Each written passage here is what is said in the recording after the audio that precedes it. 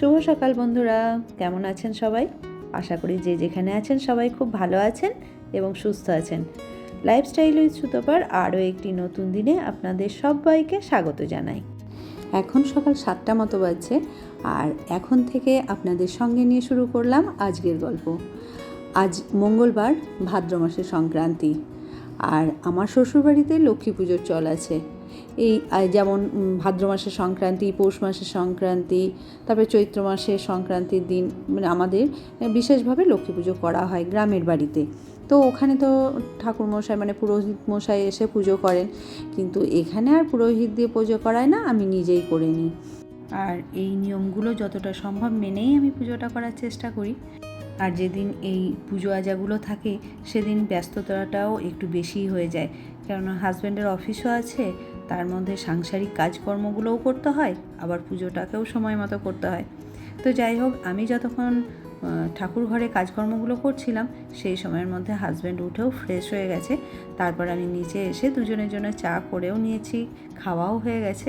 এখন রাত্রের কিছু বাসনও ছিল, সেগুলোই ধুয়ে এখানে উবুর করে দিচ্ছি শুকানোর জন্য। আর ঠাকুর ঘরেও আজকে যেহেতু লক্ষ্মী পুজো করবো, সেজন্য ঠাকুরের বাসনগুলোও কিছুটা ধুয়ে রেখে দিয়ে আসলাম। গোপালকেও ঘুম থেকে তুলে স্নান করিয়ে আসনে বসিয়ে দিয়েছি, এগুলো কাজগুলো করে নিয়েছি, কিন্তু পুজোটা ভেবেছি ওকে অফিসের জন্য পৌঁছে দিয়ে এসে তারপরেই করব। আর এখন রান্নাটা তো করে নিতে হবে, যেহেতু ওর অফিস আছে। আর কি বলুন তো, পুজোটা করতে তো আমারও বেশ কিছুটা সময় লাগবে, আর তাড়াহুড়ো করে আমার পুজো করে পোষায় না। মনে হয় ধীরে সুস্থে বেশ নিজের মতো করে পুজোটা করব।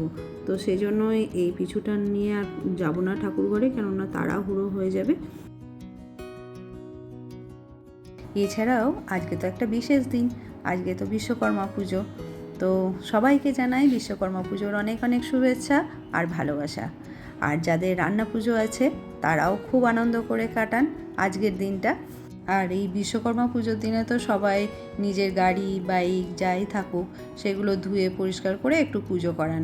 তো আমাদের স্কুটিটাও আজকে হাজব্যান্ড ধুচ্ছে, তো ওই বলো ও স্নান করে একটু পুজো করে দেবে, মানে একটু ফুল ধূপ দিয়ে দেবে, সিঁদুরের একটু টিকা লাগিয়ে দিতে হয়, এগুলো যেগুলো করার করে দেবে।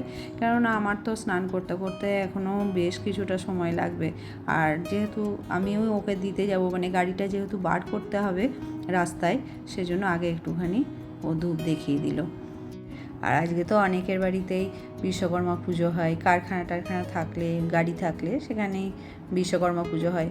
আমাদের বাড়িতেও মানে আমার বাপের বাড়িতেও আমরা ছোট যখন ছিলাম তখন বিশ্বকর্মা পুজো হতো খুব বড় করে, খুব ধুমধাম করে হতো, বাড়িতে সবাই আসতো। তো সেই দিনগুলো একরকম ছিল আর কি। তো যাই হোক, এখনও হয়, তবে সেরকম অত বড় করে হয় না। তো যাই হোক, ও ওর মতো করে যতটা পেরেছে করেছে।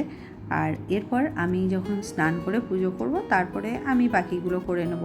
এদিকে সংসারের কাজকর্ম করতে করতে রান্নাবান্নাও কিন্তু অনেকটাই কমপ্লিট হয়ে গেছে। পেঁয়াজটা ভাজতে দিয়ে দিয়েছি, আলুটা ভাজা হয়ে গেছে, আর এদিকে একটু শুক্তো বানিয়েছি।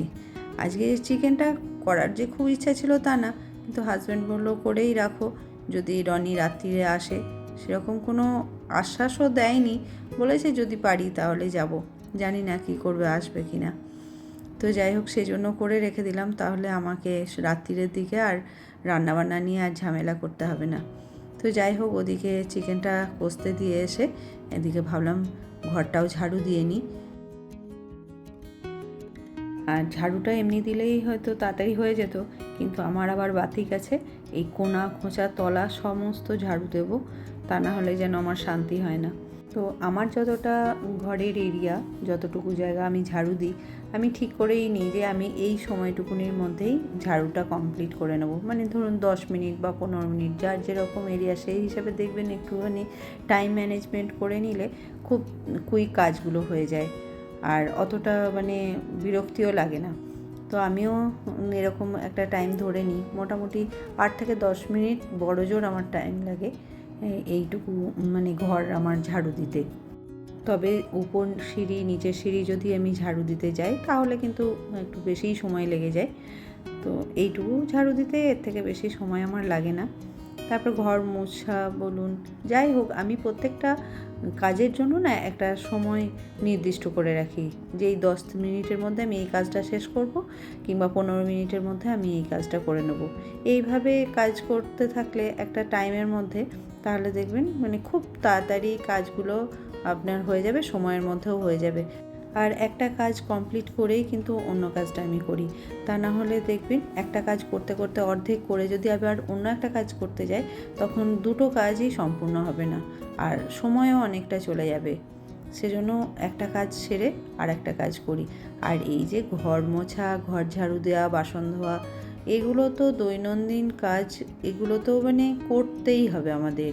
যেমন আমরা খাওয়া দাওয়া, ঘুমানো, এগুলো আমাদের আছে, তেমনি এই কাজগুলো আমাদের থাকবে। এগুলো বাদ দিয়ে অন্য কিছু আমাদের মানে এগুলো যে কোনো দিন স্কিপ করব সেটার উপায় নেই। সেজন্য এই কাজগুলো করেই আমাদের এক্সট্রা কাজ বলুন আর পুজো আজাই বলুন, যা কিছুই থাকবে, কোনোখানে বেড়াতে যাওয়া, বেরোনো, সমস্তটা এইগুলোকে কমপ্লিট করে রেখেই আমাদেরকে করতে হয়। আর এদিকে ঘরগুলো মুছতে থাকছি, অন্যদিকে কিন্তু আমি যে বিছানার চাদর টাদরগুলো তুলেছিলাম ওগুলো ভিজিয়ে দিয়েছি। একটু ভিজে গেলে বেশ ভালো পরিষ্কার হয়ে যায়। আর বেশ কয়েকদিন টানা বৃষ্টির জন্য তো সেরকমভাবে এই বড় বড় জিনিসগুলো কাচতেই পারিনি। তো সেই জন্য আজকে তো সকাল থেকে দারুণ রোদ উঠেছে জানেন তো, সেজন্য আজকে সমস্তটা ভিজিয়ে দিয়েছি। দুটো বেড কভার থেকে শুরু করে যা কিছু ছিল দৈনন্দিন ব্যবহারের জামা কাপড়, মোটামুটি 1 বালতি হবে আর কি ভিজিয়েছি। তো সেগুলো কাচাকাচি করে এই যে ছাদে শুকোতে দিতে চলে এলাম। স্নান করেই প্রথমে ভাবলাম যে একেবারেই স্নানটা সেরে নিই, তারপরেই জামা কাপড়গুলো ছাদে মিলতে যাব, একেবারে নিয়ে চলে যাব। তারপরে আবার ভাবলাম যে না, দরকার নেই, আমি স্নান করতে করতে জামা কাপড়গুলো বরং অনেকটাই শুকিয়ে যাবে। আর এখন দেখুন বেশ ভালো রোদ রয়েছে। এরপর যদি মেঘ করে বৃষ্টি নেমে যায়, তখন এই বিছানার চাদর টাদর এই বড় বড় জিনিসগুলো নিয়ে আমি সমস্যায় পড়ব। আর এই দেখুন এদিকে তো একটু মেঘও জমছে আবার। তো যতক্ষণে আমি স্নান করব ততক্ষণে এদিকে শুকিয়ে যাবে অনেকটাই, তখন আবার তুলে নিতে পারবো, চিন্তা থাকবে না। আর আজকে কিন্তু বেশ সুন্দর হাওয়াও দিচ্ছে, এই হাওয়াতে আর রোদের মধ্যে কিছুক্ষণের মধ্যেই শুকিয়ে যাবে। তো যাই হোক, এগুলো শুকোতে দিয়ে আমি তো স্নান করে চলে এসেছি, আর এসে দেখছি অনেকটাই শুকিয়ে গেছে। আর এই দেখুন এই ফুলটা কি সুন্দর লাগছে না, আজকে অনেক বড় হয়েছে। আর এই সময় না বেশ ফুল ফুটছে, কিন্তু কিছুদিন আগে সেরকম ফুল ফুটছিল না, এখন কিন্তু অনেক ফুল ফুটছে। আর নারায়ণের পায়ে দেওয়ার জন্য তো একটু তুলসী পাতা লাগবে, একটু তুলসী পাতা নিয়ে নিলাম। এটা কিন্তু তুলসী তো মঞ্চে যেটা আছে ওই তুলসী গাছ না, আলাদাভাবেই বেরিয়েছে। আর অনেকগুলো দূর্বাও তুলে নিলাম, এখানে দূর্বাটাও রেখেছি, তো লক্ষ্মী পুজোর দিনে আমার এখান থেকেই হয়ে যায়। আর আজকে যেহেতু গঙ্গার জলের ঘটি থেকে সব কিছু ধুয়ে দিয়েছিলাম, সেজন্য একটু গঙ্গার জল ঢেলেও নিলাম। আর আমি লক্ষ্মী পুজোর ঘট, মা লক্ষ্মীর ঘট কিন্তু গঙ্গা জল দিয়েই ভরি, সেজন্য একদম ঘট ভরে ঘট বসিয়েও দিলাম। সব কিছু যেটুকু আয়োজন করেছি, একটু লাড্ডু, একটু আপেল ছিল ঘরে, সেগুলো দিয়েই পুজো দিয়ে দিলাম। লক্ষ্মী পুজোর দিনে না আমি একটু ধুনো দেওয়ার চেষ্টা করি। আর অনেক সময় এই ধুনোগুলো বর্ষাকালে জ্বলতে চায় না, মানে নারকেলের ছোবড়াগুলো একটু জ্বলতে চায় না, তো একটু কর্পূর দিয়ে যদি জ্বালানো যায় না, খুব সহজেই কিন্তু জ্বলে যায়, মানে ধরে যায় ধুনোটা। তো যাই হোক, আমার পুজো তো কমপ্লিট হয়ে গেছে ওদিকে। আর এদিকে আসলাম আমি একটু পাম্প যে মেশিনগুলো আছে, বাকি অন্যান্য সাইকেল টাইকেল যেগুলো আছে সেগুলোতে একটু টিকা লাগিয়ে দিচ্ছি, সিঁদুরের টিপ লাগিয়ে দিচ্ছি, দিয়ে একটু ফুল জল দিয়ে দিলাম। আর আমার পুজো করতে করতে যে জামা কাপড়গুলো কেচে শুকোতে দিয়েছিলাম সেগুলো সমস্ত খুব সুন্দরভাবে শুকিয়ে গেছে, আর তুলেও নিয়ে চলে এসেছি। তারপর এসে একটু হালকা ব্রেকফাস্টও করে নিয়েছি। হেভি ব্রেকফাস্ট করিনি, কেননা তাহলে দুপুরে লাঞ্চ করতে পারবো না।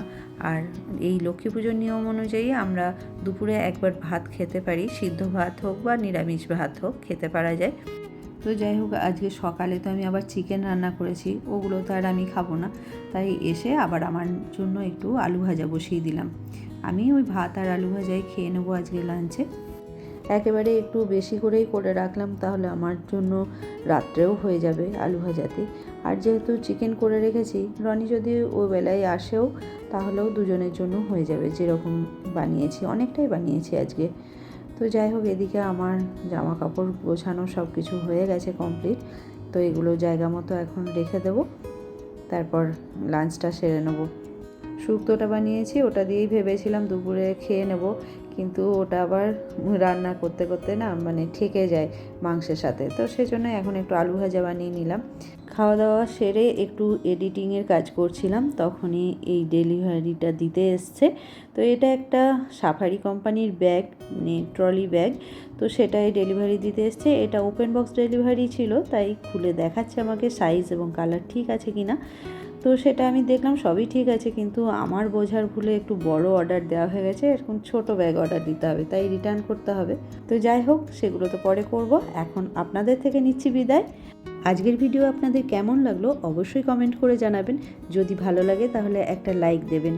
আর আপনি যদি আমার চ্যানেল প্রথমবার ভিজিট করে থাকেন আর আমার ভিডিও যদি আপনার ভালো লেগে থাকে তাহলে চ্যানেলটা সাবস্ক্রাইব করে রাখতে পারেন। তাহলে ফিরে আসবো আবার একটা নতুন দিনের ভিডিও নিয়ে। ততক্ষণ সবাই ভালো থাকবেন, সুস্থ থাকবেন, সাবধানে থাকবেন। আর এখন হচ্ছে সন্ধ্যাবেলা, রনি চলে এসেছে, কয়েকদিন ধরেই আসবে বলছিল, তো আজকে আসতে পেরেছে।